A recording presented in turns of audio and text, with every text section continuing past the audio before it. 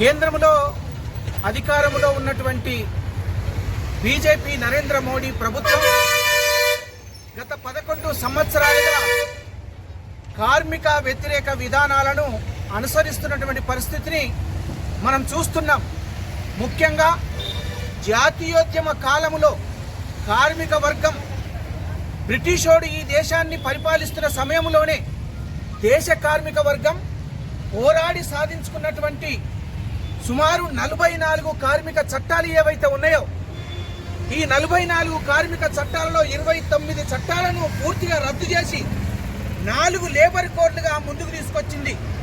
ఈ 4 లేబర్ కోడ్లు అనేది దాని సారాంశం ఏమిటి అంటే, దేశంలో ఉన్నటువంటి కార్మిక వర్గం, వివిధ రాష్ట్రాలలో ఉన్నటువంటి కార్మిక వర్గం తమ హక్కుల కోసం కొట్లాడే హక్కును కోల్పోతుంది. ఈ 4 లేబర్ కోడ్ల మూలంగా సమస్యలు పరిష్కరించాలని అడగడమే హక్కును కోల్పోతున్నారు. ఈ 4 లేబర్ కోడ్ల మూలంగా 7 కార్మికులు ఉంటే లేబర్ డిపార్ట్మెంట్లో యూనియన్ పెట్టుకునే హక్కు ఇప్పటి వరకు ఉండే, కానీ ఈ 7 ఉన్నటువంటి కార్మికులు యూనియన్ పెట్టుకోవడానికి వీల్లేదు. 150 మంది 300 మంది కార్మికులు ఉంటేనే యూనియన్ పెట్టుకోవాలి.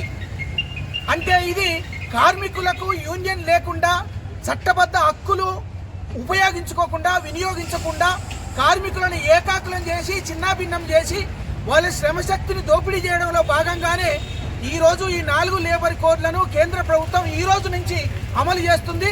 ఇది ఒక దుర్దినమైనటువంటి దినం. ఈరోజు చీకటి దినం. కార్పొరేట్ శక్తులకు పెట్టుబడిదారులకు మంచి దినంగా ఈరోజు మనం భావిస్తున్నాం. అందుకే కార్మిక వ్యతిరేక విధానాలు ఏవైతే ఉన్నాయో ఈ 4 లేబర్ కోడ్లను అమలు చేస్తామో ఈ దేశంలో ఉన్నటువంటి కార్మిక వర్గాన్ని దోపిడీ చేస్తామని కేంద్ర బీజేపీ ప్రభుత్వం అనుకోవడం అనేది దుర్మార్గమైనటువంటి చర్య.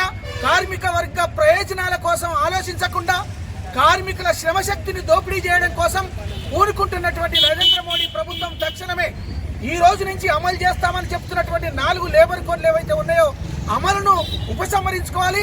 4 లేబర్ కోడ్లను రద్దు చేయాలి. కార్పొరేటు పెట్టుబడిదారులకు పారిశ్రామికవేత్తలకు అనుకూలమైనటువంటి విధానాలు ఏవైతే ఉన్నాయో వెంటనే ఉపసంహరించుకోవాలని భారత కార్మిక సంఘాల సమాఖ్య IFTU కేంద్ర ప్రభుత్వాన్ని డిమాండ్ చేస్తుంది.